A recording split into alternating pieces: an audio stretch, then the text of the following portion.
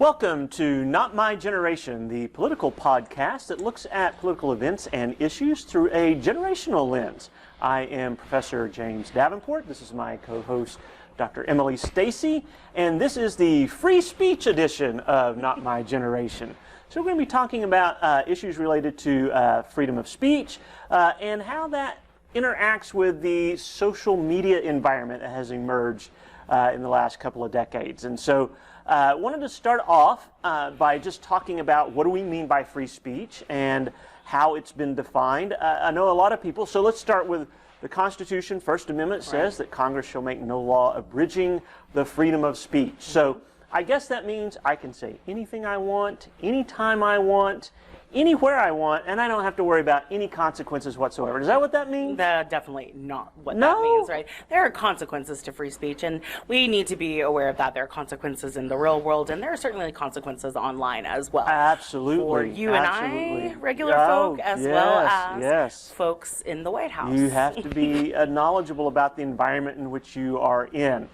So let's talk real quickly, just kind of how has the Supreme Court kind of delineated or explained what this right to free speech means. Three cases I want to briefly mention. You have Schenck versus U.S. In, I think, 1919.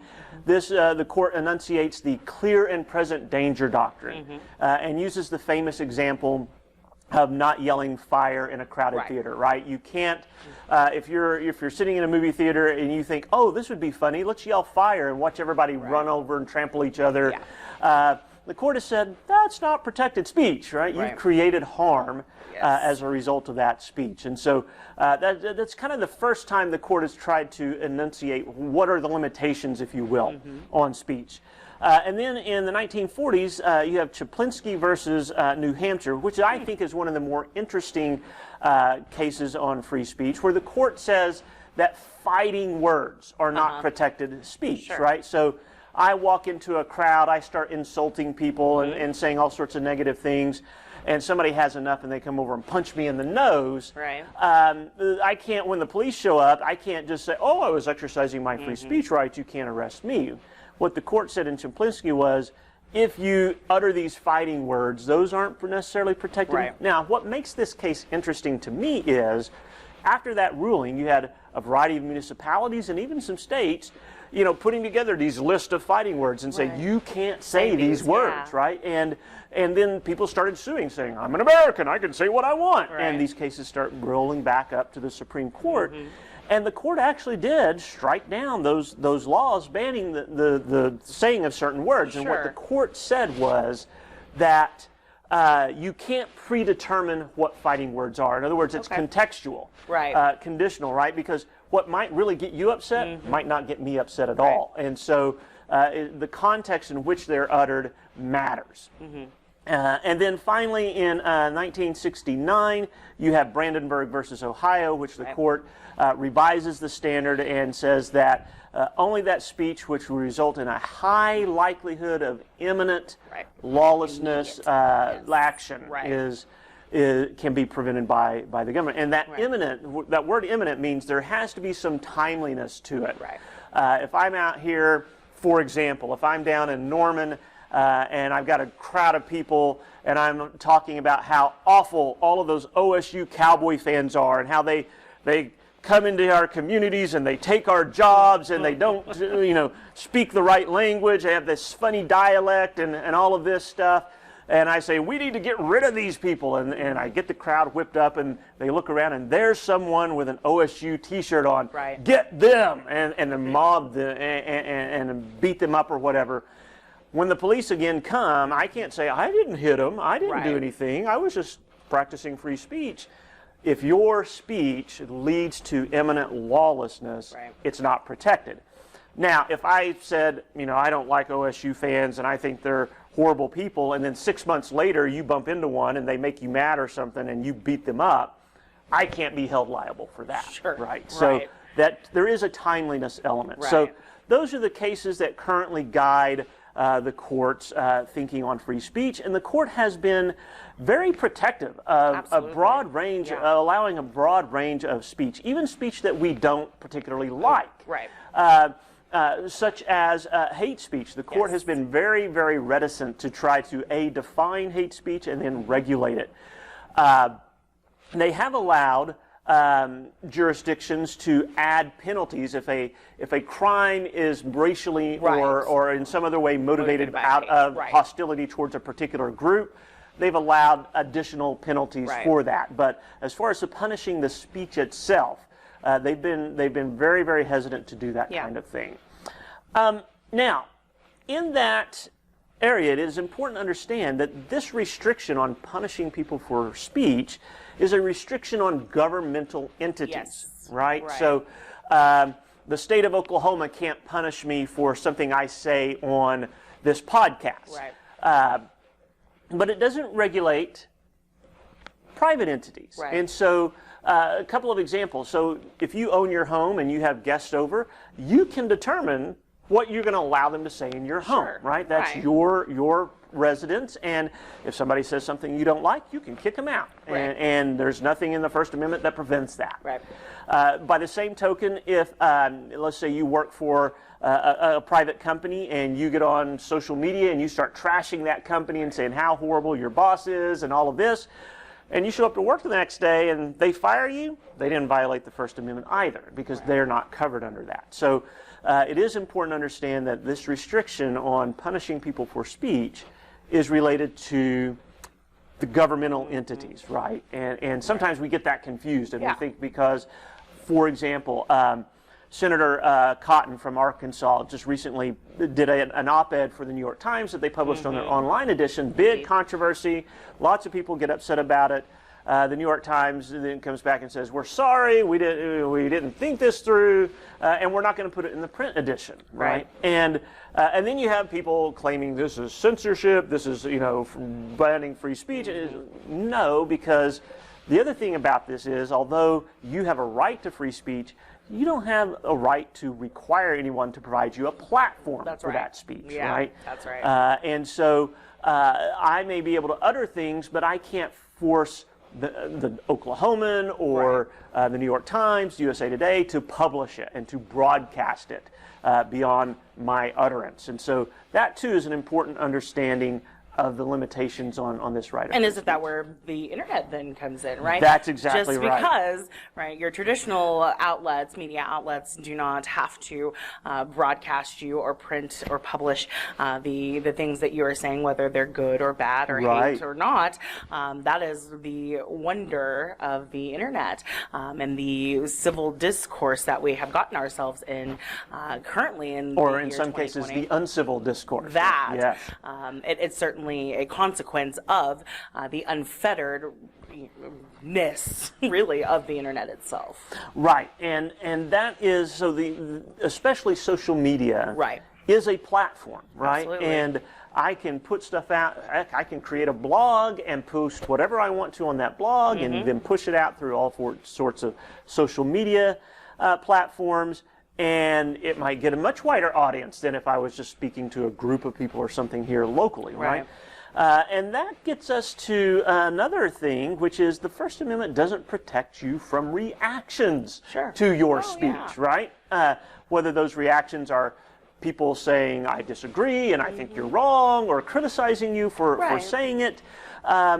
There's no shortage of reactions that can be done and are done. And so this is, now understand, that's kind of the way democracy works, That's right. And if you utter an opinion that the majority, or what seems like a majority of people, disagree with, you may find yourself on the wrong side of public opinion. That's right.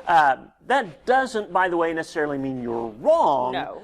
But it does mean that you might find that not a lot of people agree with you, and they're very adamant about not agreeing with you, and social media allows them to do that as well. And that brings me to the discussion of social media. As you mentioned, we have many more viewpoints as a result of social media and the internet. We have many more viewpoints that are out there and exposed to the public view, so to speak, right?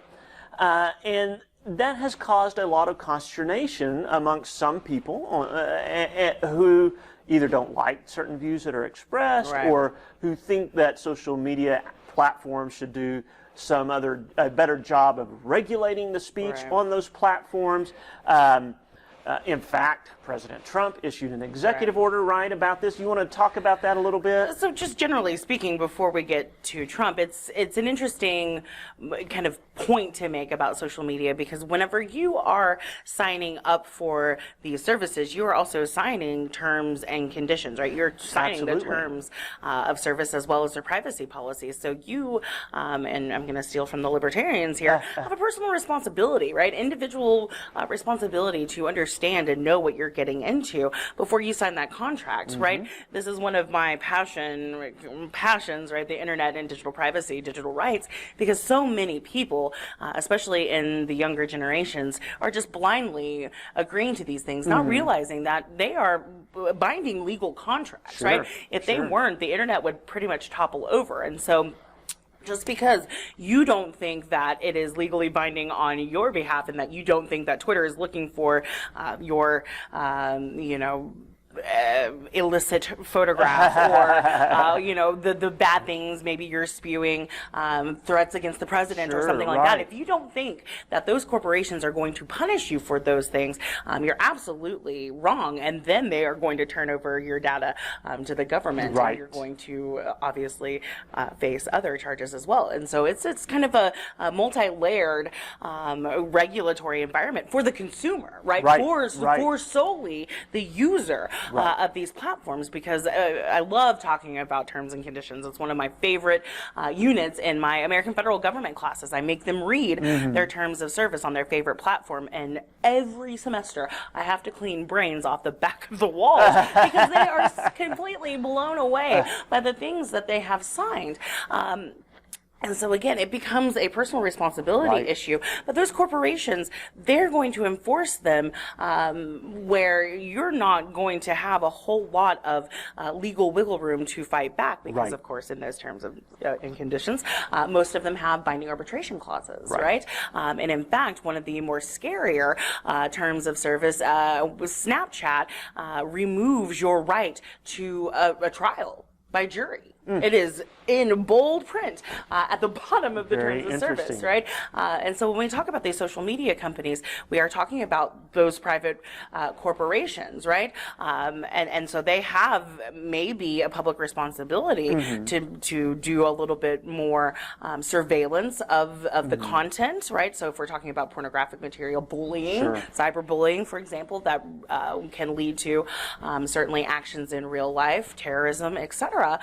You hear a very public outcry for those private corporations to do more at certain times. Right? And that leads us to Trump. And I think that, real quickly, the reason that they have all of those is that they're trying to protect themselves from legal action, right?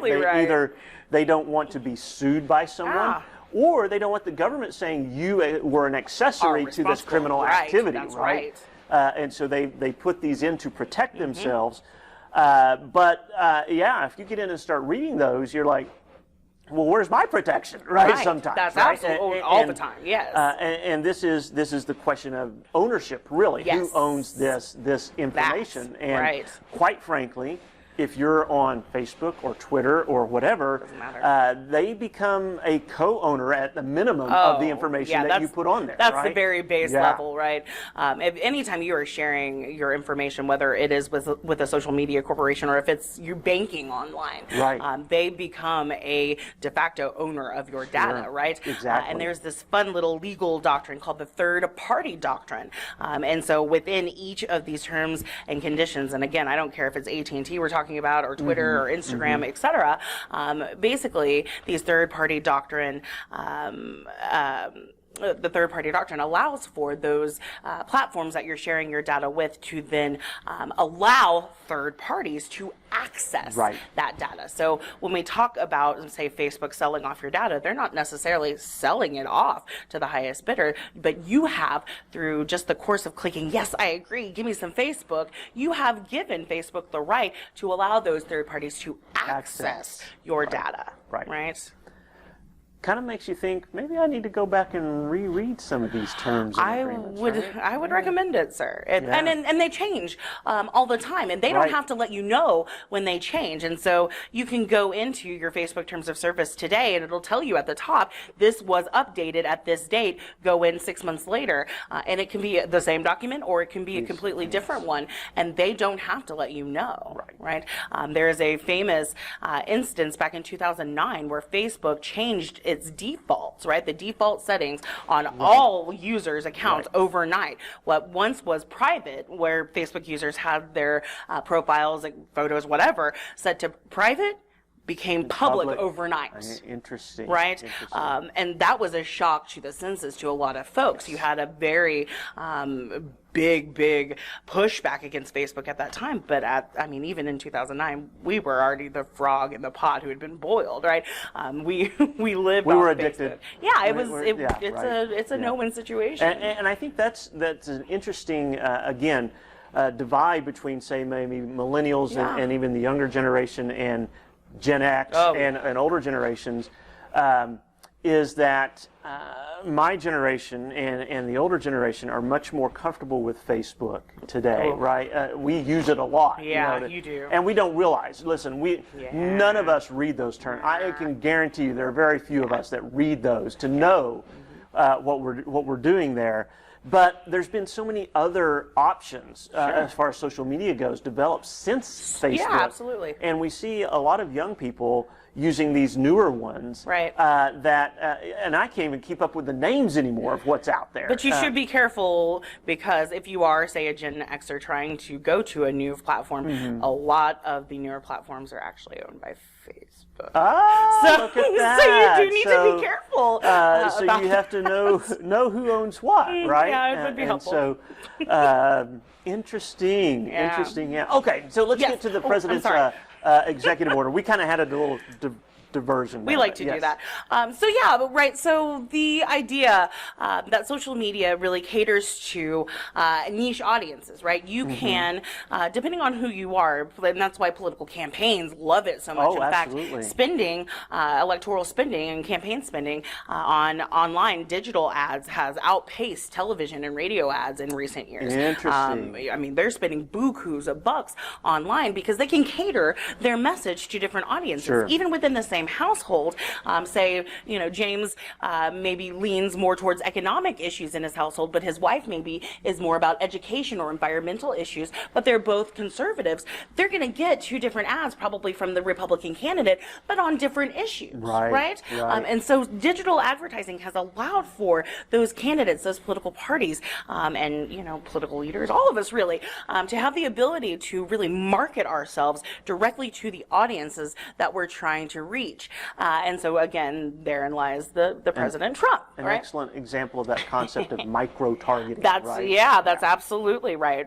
And so you have Donald Trump, who obviously is the social media president. Oh my gosh, yeah. Whether for better or for worse, I'm certainly not making a judgment. But whenever I talk about the internet and presidencies in my classes, it's always an interesting dichotomy, right? You have Barack Obama, who was certainly the internet president, right? He ushered in the use of the net to pull in different populations of the electorate that had not been really targeted before. I'm speaking directly about 18 to 29-year-olds who had really not been courted before Barack Obama came in and said, hey, let me get in your DMs, let me send you some emails, let's crowdfund online. He was raising all of that money online, right, using his celebrity power. Breaking records in fundraising. Right? And so if we call Obama the internet president, Donald Trump is certainly much savvier, I would say, at being a social media president, right? Because Obama was still buying up media. He was still buying TV, radio, all of that good stuff. Where Donald Trump coasted in 2016 in the primary, using just free media, using the millions of folks that he had already racked up just by being a, B-list, let's say, celebrity. He already had a base of followers who watched him on The Apprentice. And he was able then to just keep building off of that social media base and use that as free media. And then by being such a controversial candidate from the first time he descended the golden escalator at Trump Tower, right? And saying what he said about building a wall, etc. That catapulted him into a media spotlight that made it impossible for even the mainstream broadcast media to not want to follow him around everywhere just to see what he was going to say next. And so he really has been very savvy at his social media use, at targeting his base, at using free media to put himself out there. So it is funny, right? So he loves social media, loves Twitter. Twitter is our favorite. Oh my gosh, yes. My favorite as well. We don't Facebook, but I won't get on my soapbox about Facebook. So his executive order that he signed a couple of weeks ago, May 28th to be exact, comes after Twitter decides to fact check 2 of his tweets. So he's talking about voter fraud, right? Certainly talking about the mail-in absentee balloting issue that has become very controversial for unknown reasons. We can probably fight about that in a little bit too. But Twitter did fact check him on 2 of the tweets that he sent out, and they were not malicious. It was not, oh, look at the president, he's wrong. It was simply underneath his tweet, here are some resources that you can look into that will provide you information that may be counterfactual to what the president is saying. So basically, it was a nudge at educating yourself, and not just taking... Here's some additional information for you to understand this topic. Exactly. And that really stuck in Trump's craw a little bit. I'm shocked. And so a few days later, really about a week later, he comes out with an executive order that wants to limit the legal protections that these social media companies have. Again, I just talked to you guys and told you just how dangerous those terms and conditions and privacy policies can be. So I am definitely not going to hail these corporations as martyrs. They're companies, right? They're trying to make money. And their money is you and I, right? Their product is you and I. It's our data, right? So they are not these benign entities that are, wonderful in providing these benefits for us. But limiting the legal protections that they have is definitely a poke, let's say. I won't say an all-out assault, but definitely a poke at your free speech online. Right? He claims it's about regulating the power of these social media companies, which is kind of interesting, right? Especially if you think about it in an ideological way. Typically, conservatives and Republicans are very much on the side of these private corporations, especially the ones that are making the money in our economy. So Twitter, Facebook, those are big drivers of the American economy. And so for particularly this president to be trying to limit their legal protections and to kind of quell, I guess, what their ability to operate is interesting. I wonder if it'll change their business model. This leads to two big questions that we're all struggling with in relation to social media and free speech. The first question is, what obligation do these social media companies have to moderate, if you will, the speech that is expressed on their platforms? And listen, we've already mentioned it. I make no bones about it. I come from a very libertarian perspective. My perspective is, absent actual criminal behavior, I don't think they have any moral or legal obligation to moderate what's put out there. Right? They're not putting it out there. They're simply providing a platform for others to do that. And the idea that we should hold them accountable for something someone else says, I think, is wrong-headed. There's always going to be gray areas. Any kind of question like this, there's always, well, what about this or what about that? But I think those tend to be exceptions to the overall rule, which is they can set up. They created the platform. They can set up whatever rules they want about the use of that platform. But it's theirs, and so they have the ability, and that's where those terms and conditions come in, right? They're setting the rules for the use. If you want to use this platform, you're agreeing to allow us to do this stuff, and you're agreeing that you won't do it for this reason or that reason, that type of thing, right? Now, others disagree, right? There are a lot of other folks who disagree with that and say, well, if someone's spewing hate speech again, or if someone's spewing unfactual information, they should come in and they should block that. I'm not there. I think we have a better way of addressing that by allowing others to share the factual. And I have no problem with a social media outlet if someone posts something that is inaccurate, saying, well, here's some more information. What's wrong with that? Right. That seems responsible to me. I don't think they're obligated to do it, but I think there's nothing wrong with doing it. Right. So, but I want to admit there are differences of opinion on this. Right. There are other people who think that they absolutely should. In fact, we've had congressional hearings on this very thing about what are they doing to ensure that bad information or stuff is out there.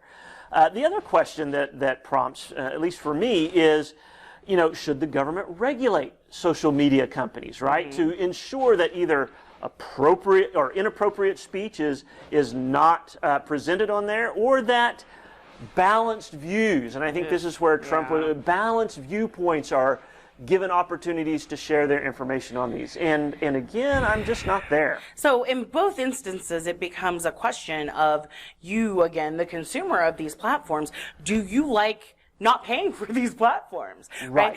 Because therein lies the problem. If you are one of those people who is shaking your fist at Facebook and saying, well, you need to get that cyberbullying off of there, or the pornography or whatever it is, then Facebook is going to have to change its business model, and you're going to have to pay a nominal fee for Facebook a month for them to be able to have the kind of population of employees that it takes to regulate billions of users on a platform on a 24-hour, 7-day-a-week basis, right? And so if you are one of those folks who likes things, you likes to not pay for stuff, you're going to want to probably check your argument. And again, as Professor Davenport said, there are a whole lot of different moral and ethical arguments to be made on this. But if we're talking about a private corporation and its obligation to social or political or civil good, it becomes hard for me to say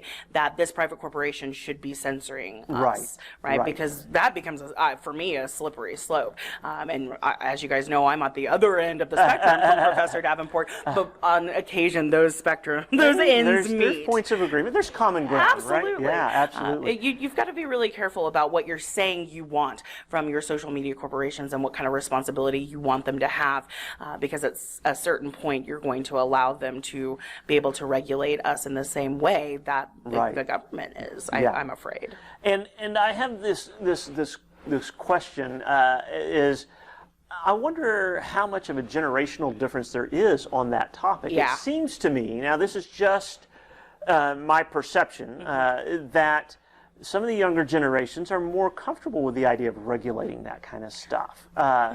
Whereas now, I will say, I think some of that is simply maybe, the older generation who tends to be more conservative than the younger. This is common stuff, right? Maybe they feel that, their speech isn't getting treated as fairly, and so they're more advocating more of this quote-unquote free speech, but it's in the context of, well, we don't want ours regulated as much, right? Whereas the younger generation, more progressive, not liking some of that speech, is more pressing for restricting it. But if the roles were reversed, would the positions be reversed? And I'm wondering about that, right? The last thing I wanted to briefly to discuss is this concept, this so-called concept of cancel culture, right? This idea that we're going to take out someone who expresses a viewpoint that we don't like. And this goes beyond mere disagreeing with them, or expressing disagreement. It goes beyond even mere criticism or, saying they're a jerk or whatever. This gets to, I'm going to hunt down your employer and tell them they should fire you, right? I'm going to contact, the school that you attend and tell them they shouldn't allow you to be a student, this type of thing, because people disagree, disagree with something that you say. It makes me a little nervous. Again, this is an aspect of democracy, right? If you find yourself on the wrong side of the majority, and you say something that really aggravates them, they're going to take action, right? And sometimes they're going to take action that may make us feel a little uncomfortable, but we've seen this occur, I think, more frequently over the last decade, of really going after people and attempting to not just criticize what they said or even criticize them personally, but to take action that could cause them direct harm, right? Yeah, via absolutely. unemployment or stuff like that. So the example that comes to mind is the most recent one for me.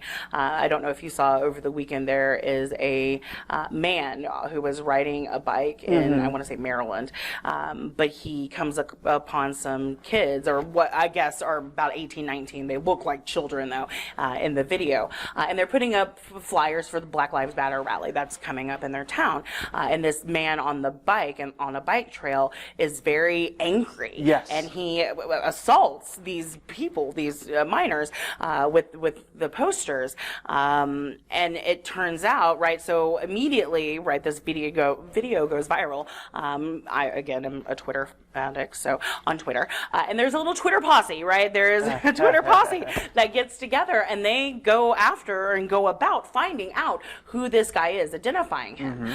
So by the end of the evening, about 6 hours later, throughout the thread, they have identified a man that they believe is the guy who attacked these people on the bike trail. Well, it turns out that they got the wrong guy. Right. Right. And so this gentleman's name is now out in the media, out on Twitter. His employer is being called, his wife, etc. He's, having to disable his social media accounts. And then the next day they figure out it's this other, retired, police officer or whatever. But it turns out it's a completely different guy. But it's too late for the first gentleman that they misidentified. Right. He's already suffered as a result. Right. His picture is it's not great. LinkedIn profile, it's a bad situation. And so cancel culture goes extremely deep. And we don't always, right, and I say we because it is very much a millennial and younger culture that we have created. So the cancel culture thing doesn't just involve people. It certainly involves corporations. And so we kind of talked about boycotts and protests last time. And so you have, for example, Budweiser 2 Super Bowls ago put out a Super Bowl ad that the Trump folks took offense to. It was kind of a unity, united we stand, et cetera, type of deal. But they called out for boycotting and then canceling Budweiser. Right. So cancel culture isn't just about the elimination or existential elimination of a person, but it tends to go much larger. Right. But it does tend to be most effective, unfortunately, whenever it's aimed at an individual. And we have seen even examples of this with political contributions, right? Yeah. I make a political contribution to a candidate or a cause. And people find out about it because that, by the way, is public information. If you make a contribution over a certain amount, your name's going out there, right? And people can find that out. They didn't like who this person, and again, go to an employer, this type of thing, and say you should fire this person or whatever because we disagree, right? Yeah. And so that makes me nervous. It doesn't make me nervous. I want to back up just a bit. We should all feel somewhat accountable for what we say in public, right? I would hope so. And the impact that has. One would think. So we should all personally feel accountable for that and should not be surprised if we say something out there that someone disagrees with and they attempt to belittle us or demean us or something like that. That's part of life. And the only thing that social media and the internet have done is they've made that more easy to do in a public format, right? But this idea that we should punish someone, harshly like this, it makes me a little uncomfortable. Yeah, absolutely. Because, and there are groups on the left and right that have done this, even with college faculty, right? That's right. One of us, says something in a classroom environment or in a media interview that a group doesn't like, and they're immediately saying, this person has no business being paid by, Rose State College to teach our children this horrible stuff or whatnot, right? And so There are groups that have lists of, professors that are too liberal or too conservative, and they want to target those professors. And I think, this can get really ugly really fast if we don't have some consideration of what are we really trying to do? Are we trying to combat ideas, or are we trying to, punish people for having... Because there have been periods of history where we punish people for having the wrong ideas, and they were not pleasant periods. No, and certainly not democratic periods. Right, and listen, it is not that far of a leap from saying, well, we're going to punish them by society, to going, well, society has decided it's easier for the government to punish them than us, and so we'll just want the government to start doing it, right? And then you have all sorts of problems from that point. So, but these are complicated issues, and again, there's no easy answer to these. And while we may have opinions, it's often important to acknowledge that there are other opinions out there, and sometimes those opinions have some merit too. Right. And so, as you're thinking about this, well, if you had a student who was let's say new to social media, maybe, what would be your best advice for how to use it and what to do with it? And I'm sure you discuss this with your students. Oh, for sure. Barack Obama said it best back in 2010 to a group of kids that he was speaking to. Don't post anything that you don't want your mama to see. There you go. And those are rules to live by, kids. That's just the in and outs of it. Yes, because again, even employers today are checking up on employers, social media, college right? If recruiters. If you're on social media and you're posting pictures of a wild party that you were at and you were drunk or something, and your potential employer sees that, or potential college sees that, you may not get the job or get the spot. States are actively having to write legislation to forbid or prohibit employers or colleges and universities from actually looking at and taking into consideration people's personal social media accounts before allowing them to get a job or admission, etc. But that's just the nature of the environment that we're in right now. That's right. So be careful with your social media use. We're not saying don't use it. In today's world, that would be almost impossible. But be careful with it, and follow some basic guidelines and read those terms and conditions. I'm going to go home today and I'm going to do that. I'm going to read those terms and conditions. Have a great week, and we'll see you next time.